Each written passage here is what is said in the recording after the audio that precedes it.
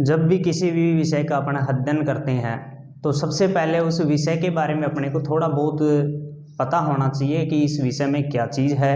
इस जैसे इसका क्या बेस है, क्या आधार है। जब तक अपन को उसके आधार के बारे में पता नहीं होता अपन उस विषय को बिल्कुल भी नहीं समझ सकते। तो उस विषय के बारे में थोड़ा बहुत जानकारी होनी चाहिए। नमस्कार साथियों, मैं बलवीर गुर्जर आपके अपने इस YouTube चैनल मैथ वाला में आपका हार्दिक स्वागत करता हूं। सबसे पहले अपन मैथ्स के बेस या आधार के बारे में अध्ययन करेंगे। इसमें पहली चीज होती है अपनी संख्या पद्धति से ही शुरुआत करते हैं।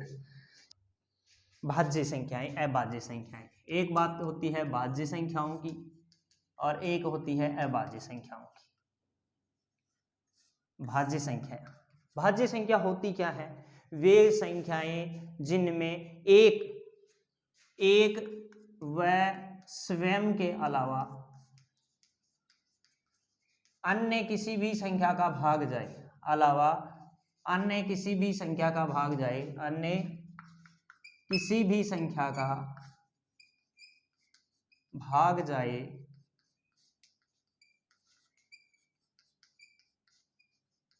वो सब संख्याएं क्या कहलाती हैं?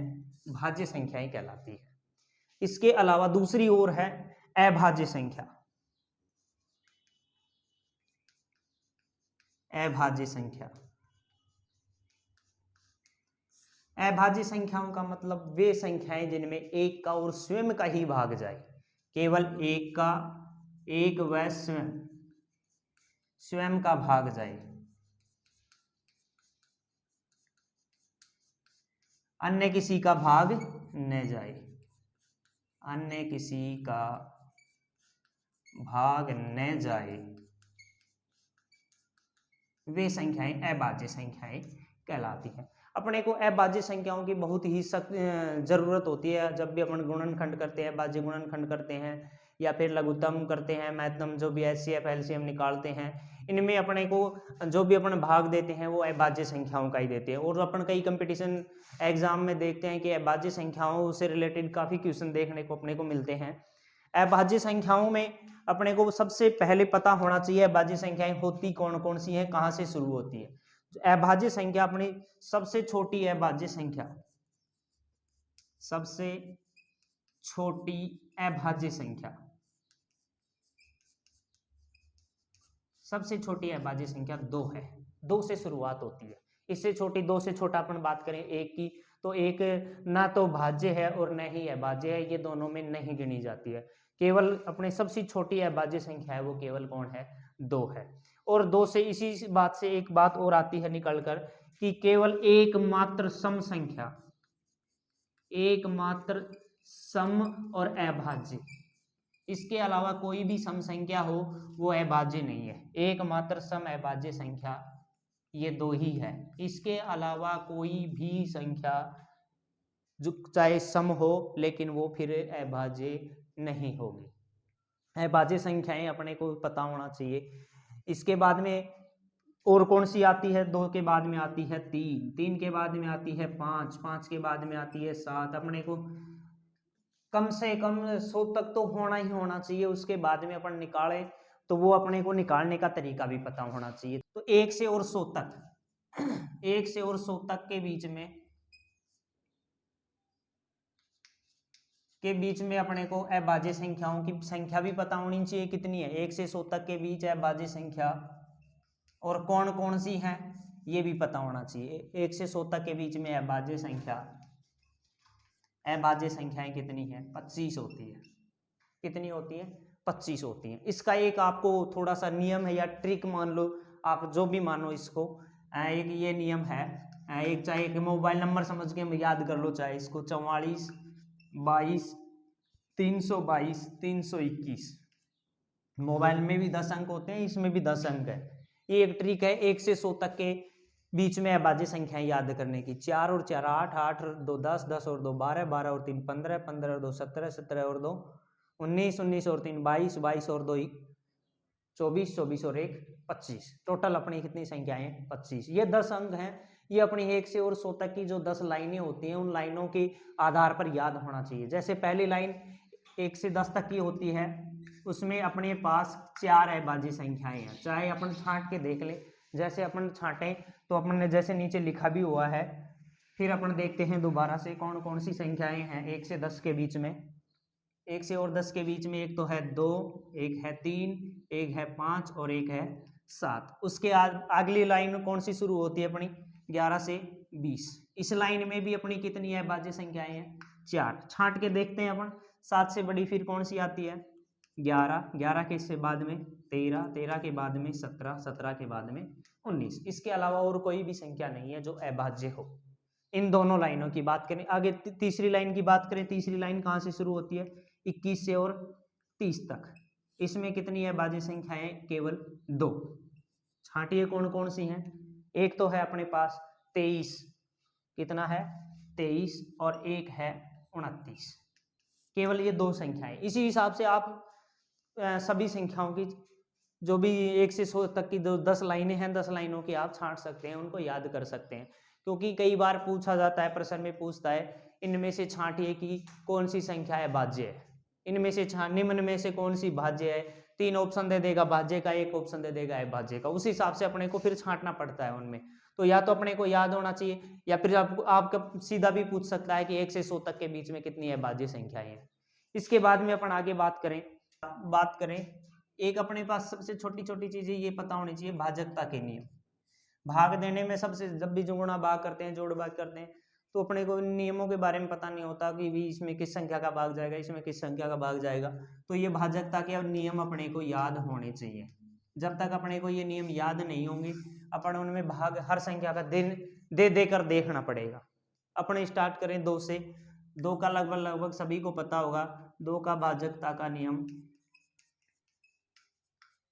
2 का भाजकता नियम 2 का भाजकता नियम शायद सभी को पता होगा। जो भी सम संख्या है, कैसी संख्या है, सम संख्या है, उन सभी सम संख्याओं में कितने का भाग जाएगा, सम संख्याओं में 2 का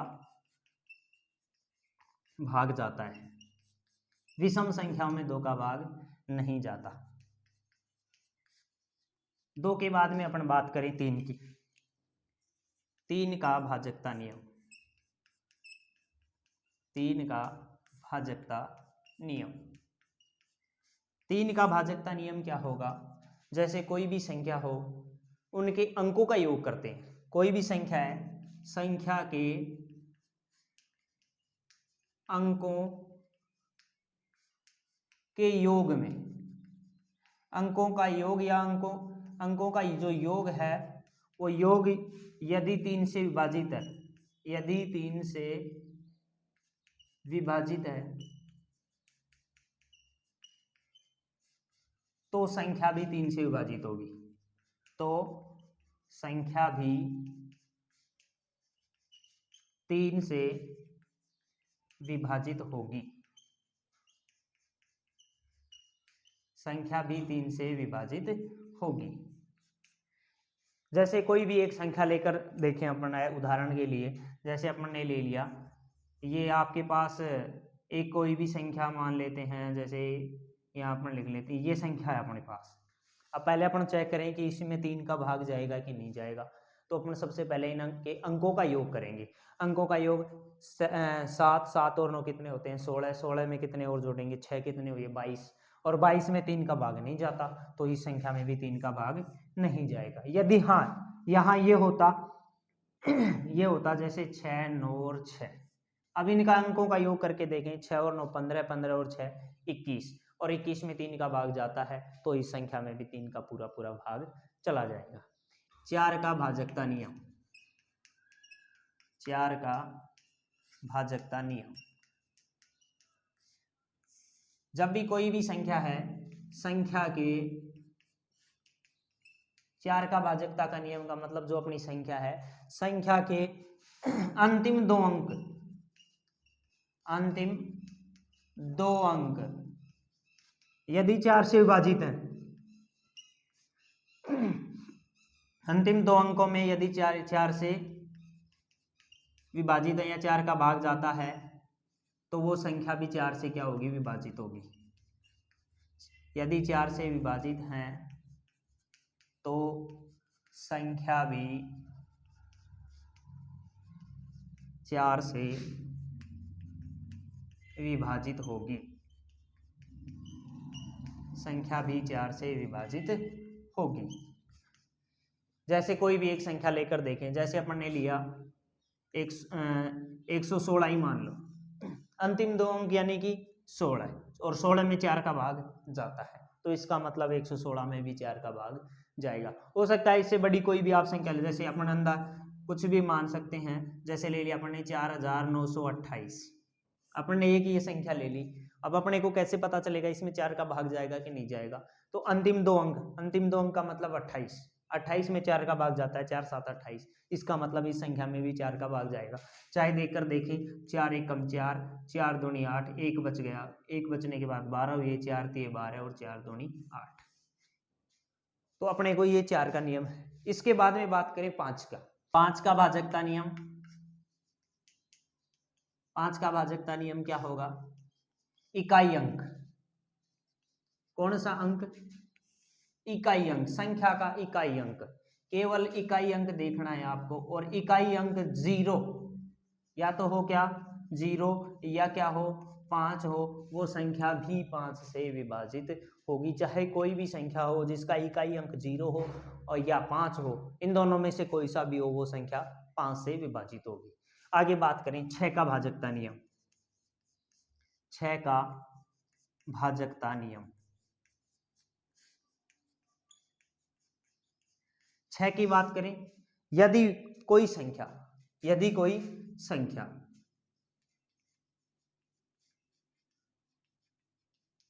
या तो 2 से 2 और 3 2 और 3 से, यानी कि इन दोनों संख्याओं से, 2 से भी होनी चाहिए और 3 से भी होनी चाहिए। 2 से होगी इसका मतलब वो कैसी होगी, सम होगी, और 3 से भी होनी चाहिए, यानी कि 2 या 3 दोनों से विभाजित, 2 और 3 से विभाजित होती है, 2 या 3 से विभाजित होती है, तो वो फिर 6 से भी विभाजित होगी। ठीक है। 7 का भाजकता का नियम की बात करें, 7 का भाजकता नियम,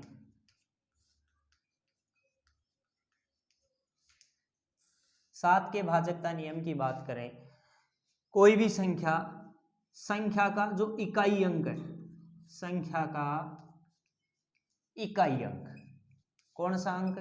इकाई अंक। इकाई अंक को क्या करें? इकाई अंक को दुगना कर, क्या करें? दुगना कर शेष बची संख्या में घटाने, शेष बची संख्या में घटाने पर, शेष बची संख्या में घटाने पर उस संख्या में, शेष बची संख्या में घटाने पर या तो वो 0 हो, संख्या में घटाने पर या तो क्या हो, वो संख्या में घटाने पर या 0 या 7 या 7 का गुणज, या 7 का गुणज हो, यानी कि 7 से विभाजित हो, तो वह संख्या 7 से विभाजित होगी। गुणज हो तो वह 7 से विभाजित होगी, 7 से विभाजित होगी, 7 से विभाजित होगी। एक एग्जांपल अपन लेकर देखते हैं, कोई भी एक संख्या ले लेते हैं, जैसे कि अपन ने ले लिया 343, इसका इकाई अंक 3 का क्या करेंगे? दुगुना। 3 का क्या करेंगे? दुगुना। शेष बची संख्या क्या है? 3 का दुगुना 6 हो गया। शेष बची संख्या कितनी? 34। 34 में से कितने घटाएंगे? 6। कितने बचेंगे? 28। 28 में करके देखिए 7 का भाग जाता है कि नहीं जाता। हो सकता है और अगर बड़ी संख्या हो तो अपन और आगे इसी प्रकार से घटाते चलेंगे। एक एग्जाम्पल लेकर भी देखते हैं। तो 7 चौक 28, इसमें 4 का भाग जाता है, इसका मतलब इस संख्या के में भी 7 का भाग जाएगा। एक अन्य और एक उदाहरण लेकर देखते हैं अपन, दूसरा बड़ी संख्या लेकर देखते हैं 3 अंकों से। कोई भी एक संख्या ले लेते हैं, जैसे कि अपन ने ले लिया, जैसे अपन ने ये संख्या ले ली इसका इकाई का अंक कितना है 2, 2 का दुगुना कितना हुआ 4, बची संख्या 1971, इसमें से घटाओ 4, कितने बचेंगे 1967, 1967। इसके आगे फिर घटाइए, 1967 का इकाई अंक 7, 7 का दुगुना 14, शेष बची संख्या 196, 196 में से कितने घटानी है 14 घटाने हैं, 14 घटाने पर कितने बच गए 182, 182। और भी ये भी बड़ी है तो और आगे करो, 7 का दुगुना, अभी का अंक कितना है 2, 2 का दुगुना 4, 2 का दुगुना कितना हुआ 4, शेष बची संख्या कितनी है 18, 18 में से कितने घटाएंगे 4, कितने बचेंगे 14, 14 में 7 का भाग जाता है तो इस संख्या में भी 7 का भाग जाएगा। 8 का भाजकता नियम, अगर कोई भी संख्या है और संख्या के अंतिम 3 अंक, अंतिम 3 अंक यदि 8 से विभाजित हैं तो वो चाहे कितनी भी बड़ी संख्या हो वो भी 8 से विभाजित होगी। 8 के बाद में बात करें 9 का भाजकता नियम, 9 का भाजकता नियम, 9 के भाजकता नियम की बात करें, अंकों का योग, अंकों का योग 9 का गुणज होने पर, 9 का गुणज होने पर संख्या भी 9 से विभाजित होगी, संख्या भी 9 से विभाजित होगी।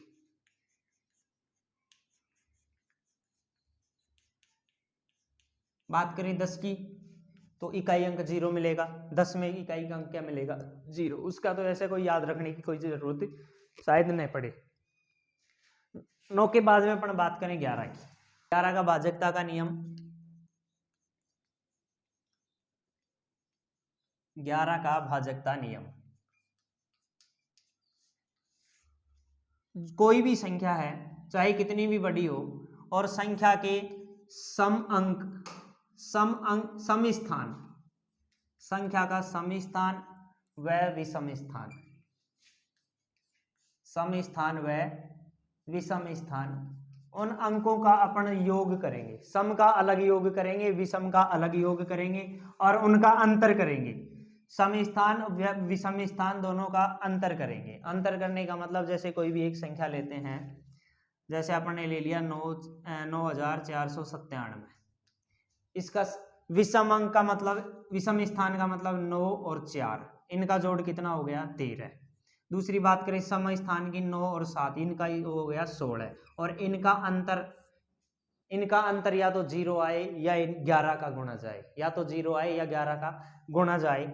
इसका अंतर 3 आ रहा है, इसका मतलब ये न तो 0 है न 11 का गुणज है, तो इस संख्या में भी 11 का भाग नहीं जाएगा। इसके बाद में और दूसरी संख्या की बात करें, जैसे कोई और भी एक संख्या लेकर देखें जैसे ये संख्या है अपने पास, या इसको अपन थोड़ा सा चेंज भी कर लें, यहाँ इसको अपन 2 बना देते हैं, 1672 है ये संख्या है। अपन देखें इस संख्या का विषम स्थान है 2 और 6, 2 और 6 का योग कितना हो गया, 2 और 6 का योग हो गया 8, और विषम स्थान की बात करें 1 और 7, 1 और 7 का जोड़ कितना हो गया 8 और इनका अंतर कितना हुआ 0, यानी कि या तो 0 आए या 11 आए तो वो संख्या 11 से विभाजित होगी। आगे अपन बात करें 13 के भाजकता का नियम, 13 का भाजकता नियम, उसी हिसाब से जैसे अपन ने याद किया 7 का, उसी हिसाब से 13 का भाजकता का नियम है, जो भी संख्या है संख्या का इकाई अंक, संख्या का कौन सा अंक इकाई अंक, और उस इकाई अंक का क्या करना है, इकाई अंक का 4 गुना, इकाई अंक का 4 गुना शेष बची संख्या में जोड़ने पर, शेष बची संख्या में जोड़ने पर, शेष बची संख्या में जोड़ने पर अन्य कोई भी जो संख्या, जो भी मान आएगा वो अपना 13 से विभाजित होगा। जैसे बात करें 169 की, इसका इकाई का अंक कितना है 9, 9 का कितना गुणा करेंगे 4 गुणा करेंगे, 9 का 4 गुणा कितना हुआ 36, कितना हुआ 36, और 36 को किस में जोड़ेंगे 16 में, 36 को किस में जोड़ेंगे 16 में, कितने हुए 52, और आपको पता है 52 में 52 में 13 का भाग जाता है, 52 में 13 का भाग। इसके और भी इससे छोटा भी करना चाहो, और भी छोटा करना चाहो, इकाई अंक कितना है 2, 2 का कितना गुणा 4 गुणा, 4 गुणा कितना हुआ 8, 8 को किस में जोड़ेंगे, बची संख्या कौन 5, 5 में कितना जोड़ना है 8, कितने हुए 13, 13 से विभाजित है, इस वजह से इसमें भी 13 का भाग जाएगा। तो अपने को इस हिसाब से 7 का और 13 का थोड़े से अलग है। 7 वाले में अपन ने क्या किया था दुगुना किया था, और दुगुने को क्या किया था घटाया था, लेकिन जो ये 13 का है इसमें 4 गुणा करना है और इसमें क्या करना है जोड़ना है। 13 के बाद में बात करें 17 की, 17 के भाजकता का नियम, 17 का भाजकता का नियम यानी कि दी गई संख्या का इकाई अंक, संख्या का इकाई अंक, कौन सा अंक इकाई अंक, उसका कितना गुणा करना है 5 गुणा, कितना गुणा करना है 5 गुणा करना है, और दी गई संख्या में फिर अपने को क्या करना है घटाना है। संख्या का कितना गुणा करना है 5 गुणा करके संख्या बचे अंकों में शेष बचे अंकों में या शेष बची संख्या में घटाना है, क्या करना है घटाना है। यदि घटाने पर या तो 0 आए या 17 का गुणा जाए, या 17 दूनी 34 जैसे, यानी कि 17 के पहाड़े में कोई भी संख्या आए तो वो संख्या फिर 17 से विभाजित होगी। जैसे बात करें 19 का भाजकता नियम, 19 का भाजकता नियम, 19 का भाजकता नियम, 19 का भाजकता का नियम, दी गई संख्या के इकाई अंक का दुगना, इकाई अंक का दुगना शेष बची संख्या में